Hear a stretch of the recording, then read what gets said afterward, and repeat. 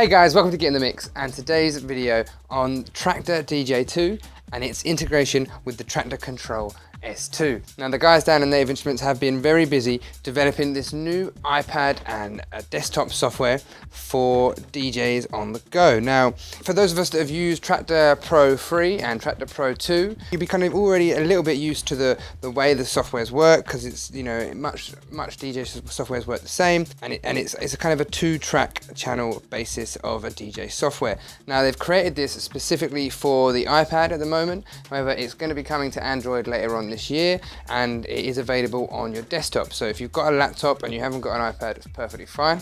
Today we're going to just quickly run through a few of the basics inside the app, and then just a look at how to set that up with the controller and how that integrates in with it.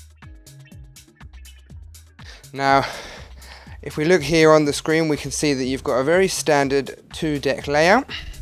The first thing to learn how to do on this software would be to just quickly load a track in. So to do so, we click on this little musical line icon at the top. Now I'm first now greeted with the songs that are in my iTunes library. You might notice on the left hand side here we have 3 selector buttons. Now we've got the demo tracks, courtesy of Native Instruments. We've got the tracks that are on your iPad already in your collection, and then last but not least we've got the SoundCloud integration section. Now we'll look at that in a little bit more depth later, but first things first is we'll learn how to put a track in. So I've got my list of tracks here. I'm going to head down to My New Lang and Eyes. I'm going to pop that in to load it in, and you notice there that the track does a little loading section, and in it is.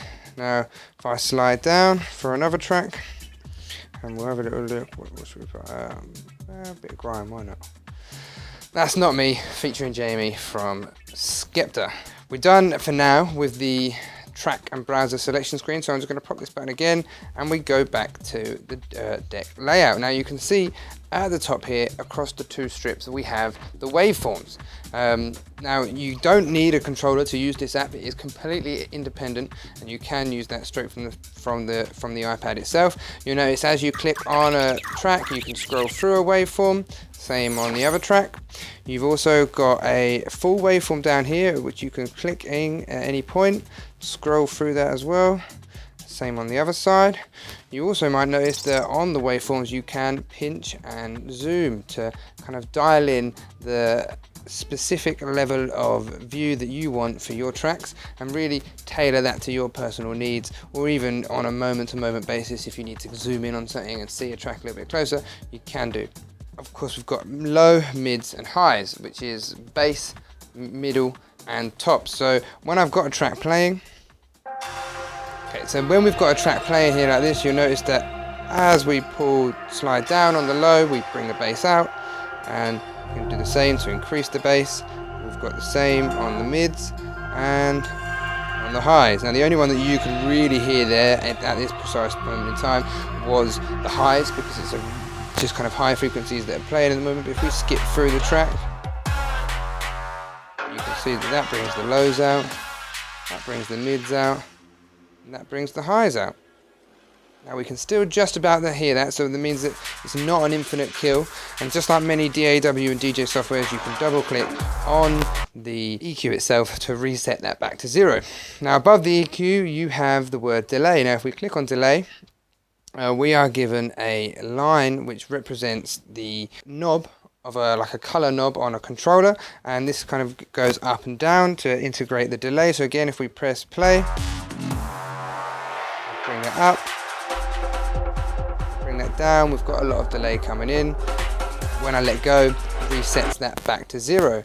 Now to change the effect that we're controlling there, I can click on the 4 squares, and we've got filter, reverb, delay and gator. Could click on the gator. You can see that uses a gate to chop in and out of the sound. Click on that, we've got a reverb. Adds a couple of different reverbs depending on which way you go. We've got the delay that we already looked at, and we've got the conventional filter that filters out the sound, just like on any DJ mixer. So that's a really great starting point there. So we've got EQs, we've got effects and filters, and we've got the volume faders for your mixer along the side here. 1 on this side and track 2 on the other side. And of course down here we've got the crossfader, which is kind of a linear volume fade between the two decks. If you want to keep both channel faders up, you can use that to transition between the two. Again, double clicking to reset that. Now, as with any DJ, you've got a kind of a play and cue system. So if we line that up there, when we press Q, the track begins to play. When we press play, it plays. Press Q again, and it goes back. We can always press Q, hold Q, then press play, and the track will continue. So it's a great way for us to be able to kind of get in time with our tracks. The next thing you might notice up here, we've got sync and flux. We can turn those on and off by clicking them. Of course, everyone's going to be familiar with sync. That's automatically snaps your tracks to the beat grid, matches the BPMs, to give you a helping hand to get started. Now, hopefully, some of us will use that more as a tool rather than things to help us DJ, because at the end of the day, beat maxing isn't that hard, but we can get some really creative stuff going when we start to incorporate the sync features. For instance, transitioning from maybe a lower BPM, 140 BPMs, up to a drum and bass tempo. You could bring one down, one up a little bit, sync them, and then bring them up together, which is a nice way to transition and use the sync feature creatively. We've already gone over track selection and the general view of the track, but what I will also notice is that if you click here, we can slide down and adjust the way in which we see that. We can now see the full waveforms. Up here, above the waveform, you'll notice we have a nudge. So if we have this track playing, when we have the other track playing, let's get something else going.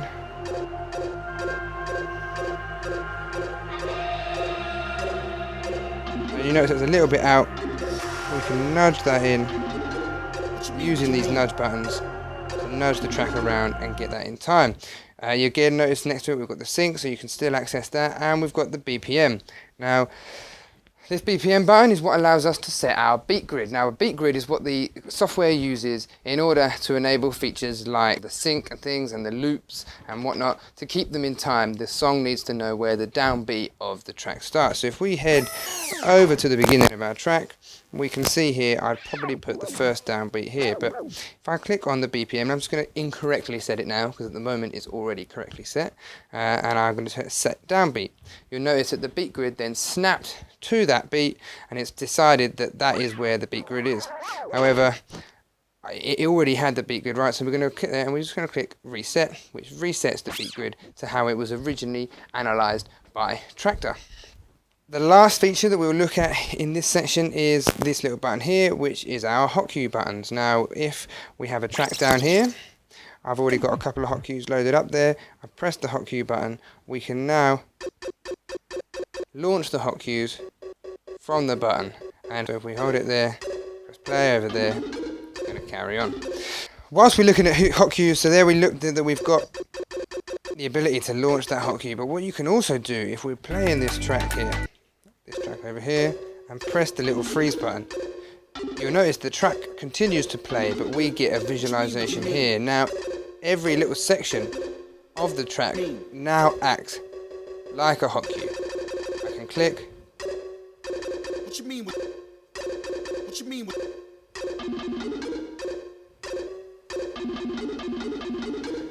Which is another nice new feature there from the guys down at Traktor. That's a new intuitive way of looking at sections and hot cues. Hold that and it will play that little section of the bar. I really like that. We've looked at hot cues and we've looked at the freeze mode, but let's just quickly take a look at how to loop a track in. Now, if I press this button here, it enables a 4-bar loop. We can use the arrows then to change the length of that loop. So we press play, reduce that loop down, right down to the quarter notes, 8th notes, and 16th notes, which would be a nice to use with a filter. So we'll pop that on, filter. Really nice effects there that we've got. So we've got really all the basic features that anybody would need to just get some really simple mixing on the go. And on all honestly, the interface and the way it works, it's a good thing to note is that this software is free. You know, you can just download this now. You don't have to have bought any of the equipment. You can go and download Traktor DJ right now, start DJing on your iPad from the get-go, and it's got a lot of great features to really help you learn, help you get in there. The last thing to notice, you might notice that there's a headphone button here. These are grayed out because currently we have no headphone splitter enabled, we don't have any outboard hardware, so we aren't able to queue up anything yet. But if we were to have one of the Traktor splitters, or if we were to be using a bit of hardware, we would be able to. Now the last thing I think we'll look at inside the software before moving in to see how it integrates with the controller is to just look at the SoundCloud integration. We'll click on the SoundCloud logo here, and you'll notice that it's instantly loaded up my likes here. Now this is because I have logged into my SoundCloud Go account. Now you do need a SoundCloud Go subscription to access this feature. $9.99 a month for any working DJ that's going to be using this out and about it's a small price to pay to have access to the hundreds and thousands of tracks that SoundCloud have on their system.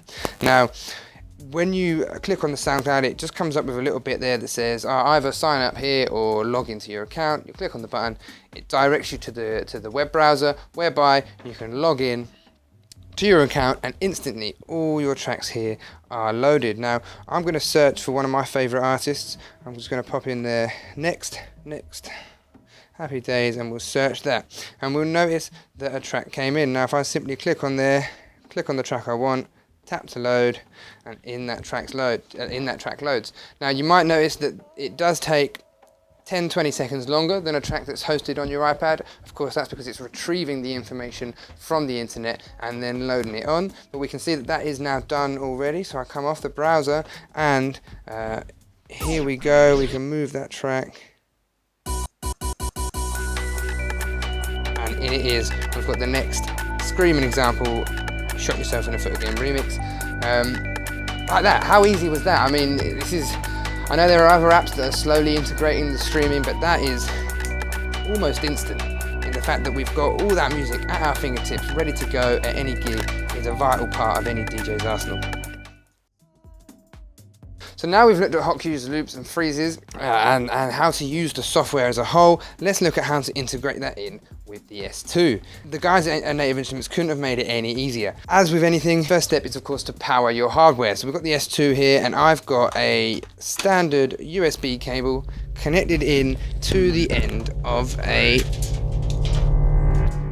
plug. So any old USB plug there, takes that, pop it in, power up, and plug her into the other side.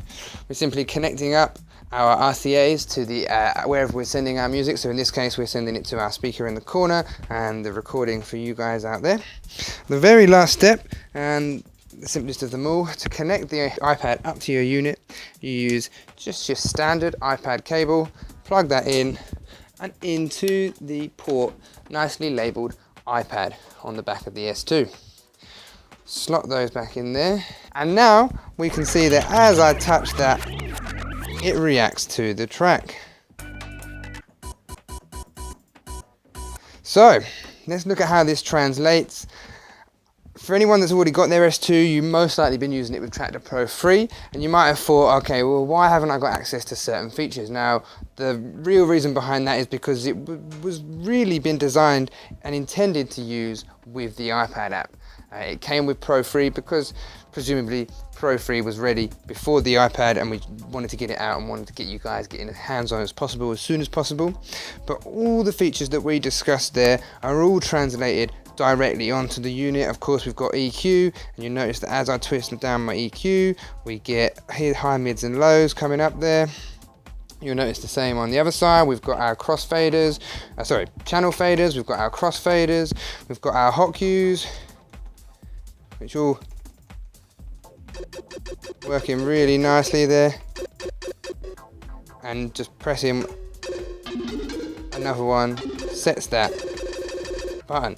We've got the grid button, so as we discussed earlier with setting the down grid, I can find a point that I want, I can press the grid button, and that now sets the grid to that point. Of course it was already right, so we'll go back to that and we'll click the grid to set it back in. We've got the track select button here, whereby we can enable the browser to come up and we can travel through our songs to select a song, simply pressing enter to load that track in.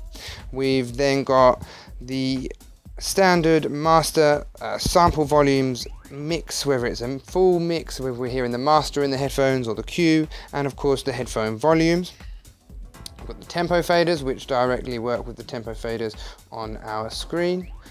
as a whole, we've got access to every single feature that we discussed inside that software directly from the unit. So let's look at how to control some of those effects. Now, if we have a track here,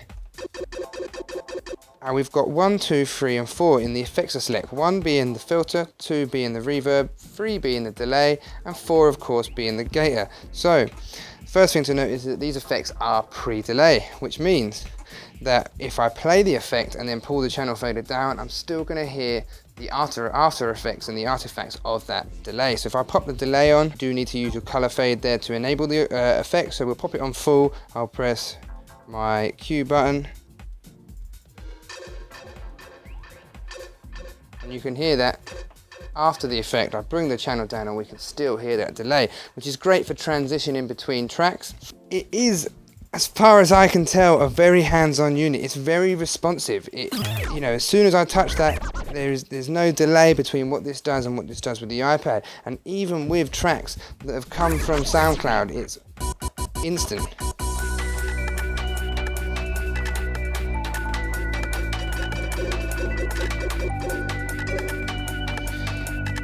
Just a really nice controller, and at £219 for your first controller, or a controller that you want to be able to take out and about and not have too much equipment, this is an ideal unit. The way it feels, the way it reacts is, to me, in line with a professional full DJ software and use with that hardware. And the fact is that we're coming directly from the iPad. Now, one thing to note, I talked earlier about power. You don't have to power it by mains. That could go into a power bank. It could go into a speaker that's got a USB output.